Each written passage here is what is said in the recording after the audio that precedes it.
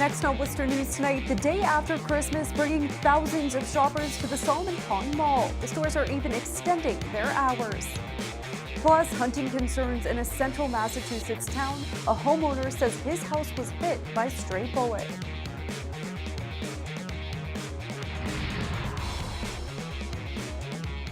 Good evening, everyone, and thank you for joining us. I'm Brittany Schaefer. Last-minute holiday shopping is over, but the day after Christmas is still a very popular shopping day. Thousands were at the Solomon Pond Mall in hopes of cashing in on gift cards or making returns. The mall even extending their hours to accommodate the post-holiday rush. Our Cam Jandro joins us live now from the Solomon Pond Mall with more. Cam?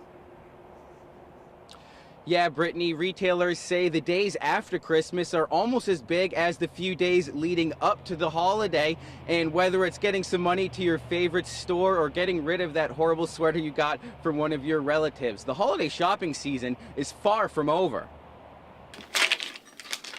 The presents are unwrapped and Christmas has passed. But the Solomon Pond Mall is still full of shoppers the day after. It's steady, believe it or not. I've worked retail a long time, and it's the whole week after is generally very steady, almost as steady as the week before. Again, you have kids on vacation, the family's out. Thousands hope to cash in on post-holiday deals, but for some, they had to return the less desirable gifts they found under the tree Tuesday. All sorts of stuff, lots of clothing, wrong sizes. Yeah, my mom doesn't like picking out stuff for me because I never really like what she gets, so they started giving gift cards now. Solomon Pond extended their hours as people filled the mall's 2 floors most of Wednesday. Marketing director Matthew Dyer also helps run the Auburn Mall.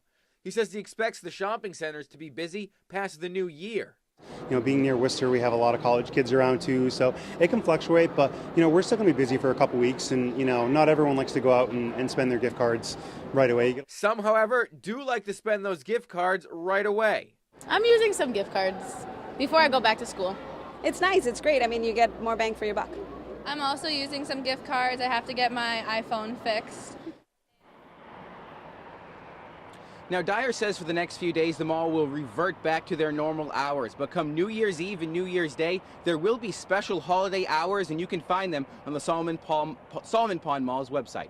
Live in Marlborough tonight, I'm Cam Jandro, Worcester News Tonight. And as we heard, today is the beginning of the second phase of the holiday shopping season. Shoppers are heading to stores across central Massachusetts, exchanging unwanted presents and using their gift cards. At Dick's Sporting Goods in Worcester, customers say they are eager to use their Christmas presents right away and are either exchanging for the right item or using money they were given to buy new things. It's kind of exciting. We're always excited once you get a present that you really like to be able to wear it. So when the sizes might be wrong, it's nice to have it as soon as possible. I'm returning my Patagonia jacket for a different size. A survey from the National Retail Federation finds 50% of consumers plan to take advantage of in-store holiday sales, and another 45% plan to do the same online. A West Boylston neighborhood is on edge. They are concerned the state is allowing hunting too close to their homes. One homeowner says he found a hunter's bullet inside his house. Our Chandler Walsh has the story. Gary Holland points to a bullet hole on the side of his house. He says it was left by a hunter in West Boylston this month. Holland and his family were at their Malden Street home when they heard 3 shots and knew one was too close for comfort. We investigated and I saw a bullet hole on the outside of the house, and my daughter walked inside and she found the bullet on the floor in the kitchen. Holland says hunting isn't safe near the residential neighborhood and wants it to end for the safety of neighbors and their pets.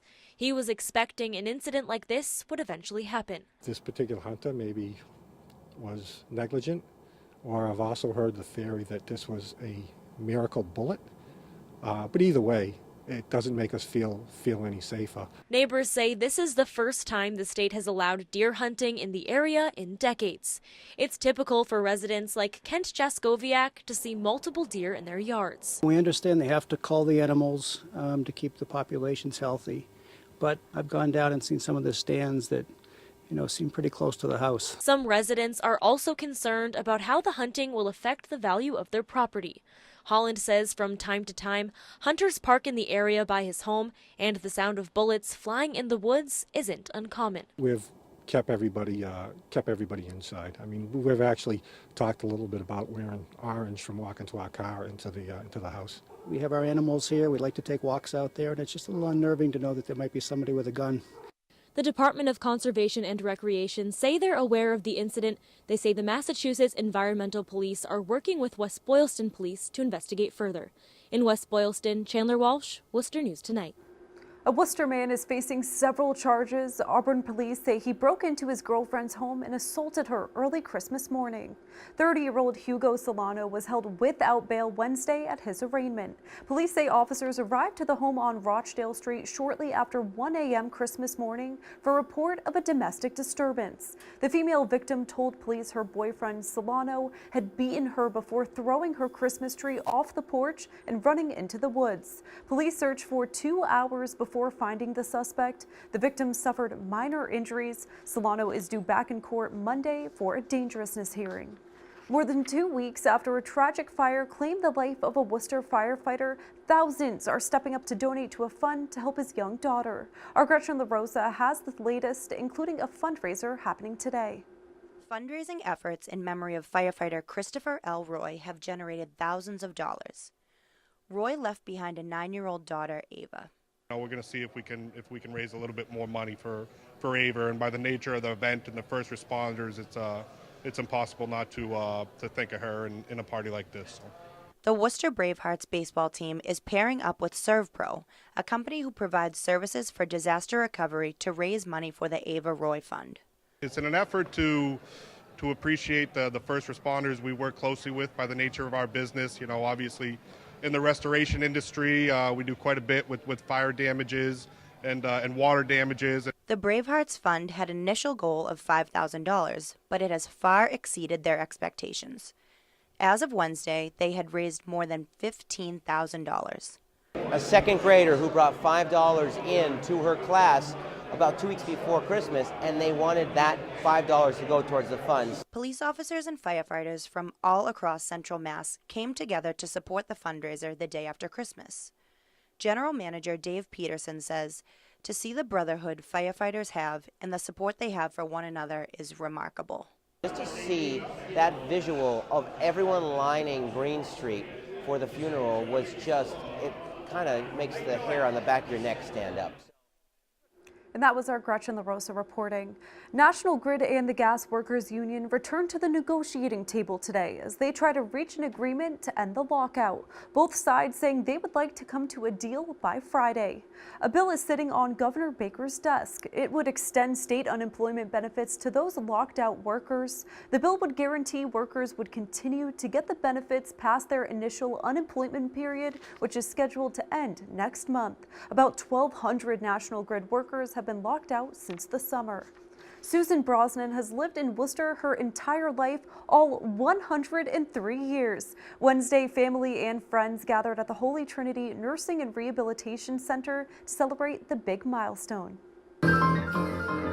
Susan Brosnan is all smiles as she celebrates her 103rd birthday. It's very special. I didn't expect it at all. Her friends and family say during her long life, Brosnan has worked hard to make a difference. Jill Lukey says she was a selfless member of the St. Vincent Hospital Guild for 55 years. The nurses would pick her up because she didn't drive and bring her there, and she'd stay for their whole shift and then go home. And she'd, make the coffee and give them pastry. And the Guild has become more successful, and I think that her support is very, very important to us. Brosnan settled in the Vernon Hill area. As a token of appreciation for living in the city for more than a century, Mayor Joseph Petty gave Brosnan a Worcester medallion. It's a nice event today, and it's the 103rd birthday of Susan, and she was a volunteer for many years, so it's good to come here at the Holy Trinity and give her a recognition. Brosnan was born in 1915 and has lived through many historic moments, most notable, she says, World War II. The war, of course. It was really bad. I can remember that, yes. When everybody went, my brother-in-laws went to war. And yes, thank God none of them were killed. The birthday girl's secret to a long and happy life? Busy, busy, busy. Yes, I had a busy life, and I had a wonderful life.